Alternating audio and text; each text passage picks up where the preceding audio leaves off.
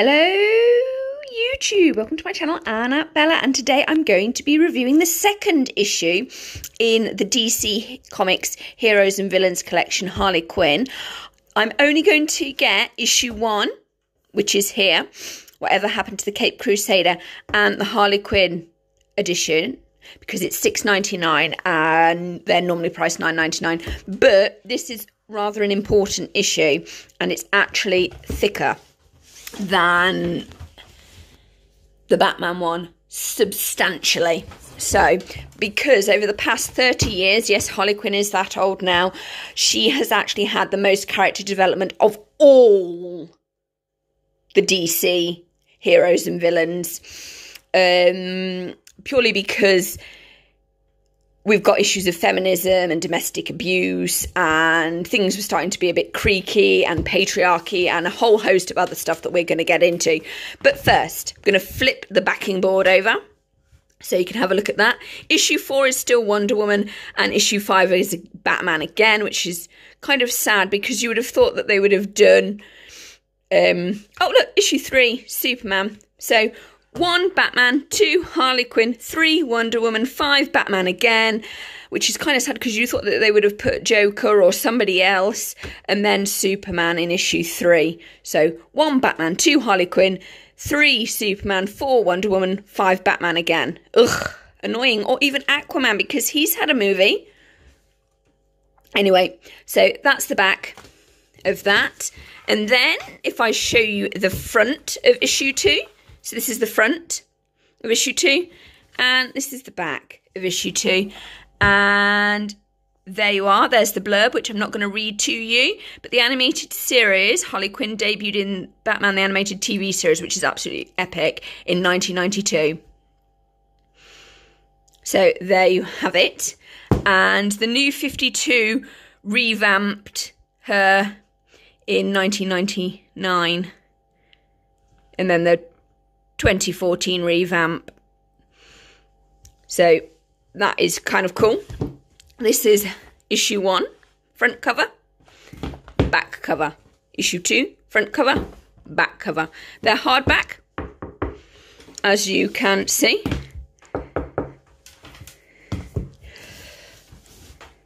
Yeah. So let's crack it open. We crack it open. We've got this beautiful artwork. Just like this one's got Batman and the Joker. This one's got Harley Quinn helping others, which is kind of cool. We also have this, so if you want to subscribe, you can do.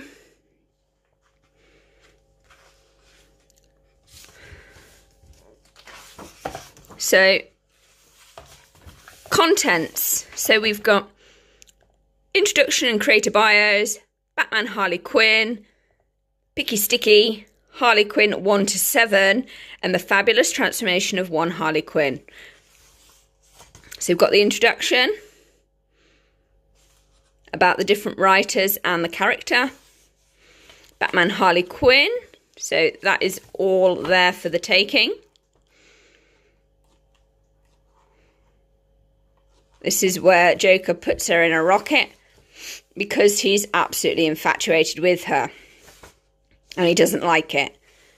So he wants to get rid of her. And then she gets jabbed by poison ivy. So hence Harley is immune to poisons, toxins, and anything else.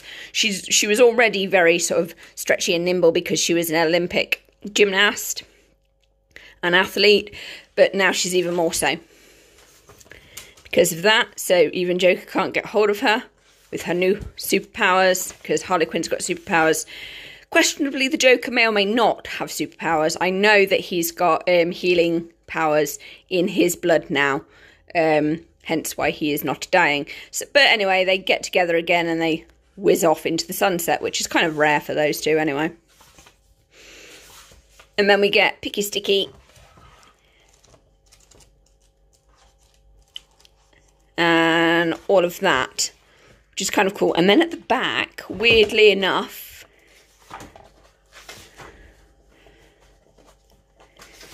because the thing is with Harley Quinn, this issue just focuses on Harley Quinn. What is worth noting in the Suicide Squad, they pretended that the Joker had died. In that DC continuity, the Joker had died. In this one, I believe she's done her term with the Suicide Squad and she's setting up by herself, and the Joker is still dead. So just getting that through your head, that to separate them, they had to kill him off in the New 52. Yeah. Because otherwise they couldn't get her to leave him, or him to leave her. Who knows? It's complicated.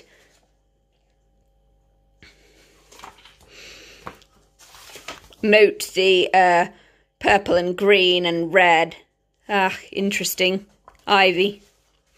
Anyway, moving on. So then we've got the fabulous transformation of one Harley Quinn.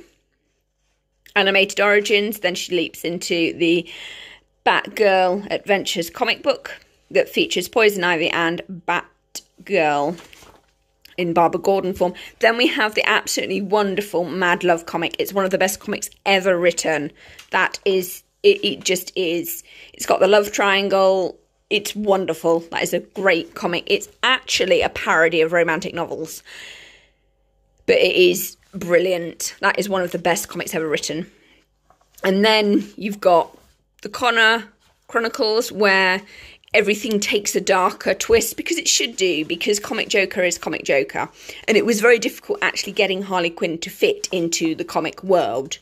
That was separate, because even in Mad Love they still had the Joker that was in the Batman animated TV show with her. Getting her and Comic Joker together was really, really difficult. The writers really struggled with that. And this takes us, so we've got Birds of Prey coming in here. Then we've got all her different series, because she's been in a lot.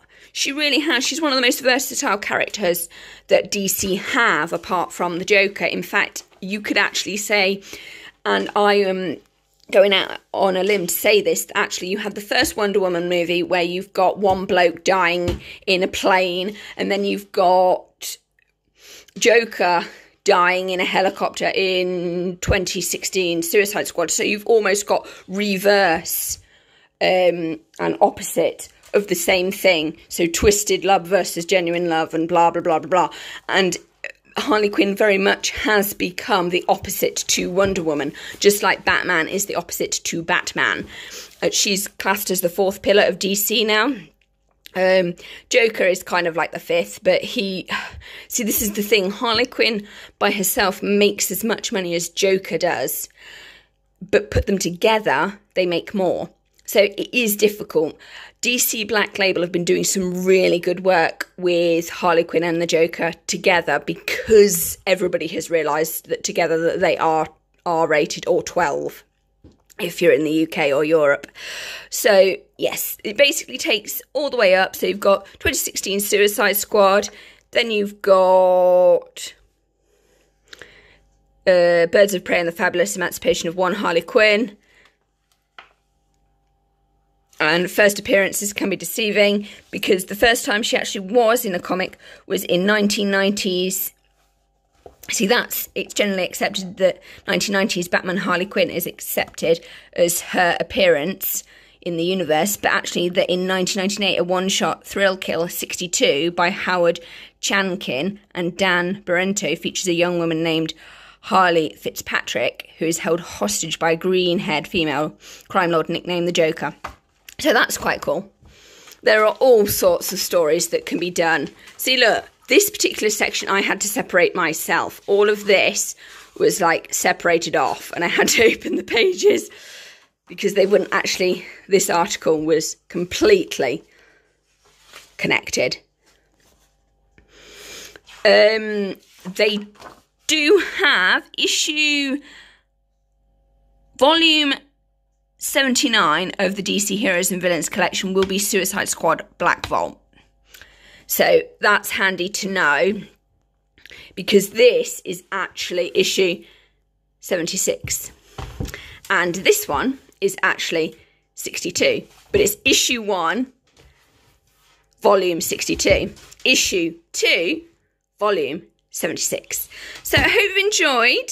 looking at these two. I'm not going to be doing another one for some time, I think, depending on stuff. I know it's Wonder Woman, but I'm really not that interested because of what happened to her character in the 1970s and 60s, because they took off Wonder Woman's powers and they gave her a kung fu master, and it was all just a bit... It stunk of patriarchy. Harley Quinn got a much better deal, but the thing is because Harley Quinn's had 30 years of character development, she's actually pushed the DC universe further, and it's actually made other characters have development, but unfortunately it's arrested development because Batman's still the same, and so is Catwoman, and so is Joker. The only people that have really got wings to fly is Harley Quinn and Poison Ivy. Have had a lot of work. It's a shame that they couldn't actually do more with Selena Kyle with them, but because a certain Caped Crusader is an arrested 12-year-old, they can't really do much. Joker is so flexible character-wise, but there are certain things that have to stay the same. So it's very, very tricky.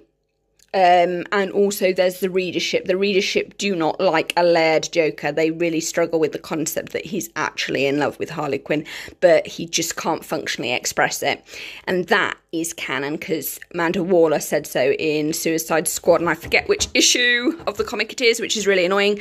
Anyway, like, comment and subscribe. Thank you for the support, and this is probably going to be my last look at these two. I am hoping to get the Suicide Squad one of these, but I'm going to have to check on the website and see when that issue comes out, because that's the best way to do these things.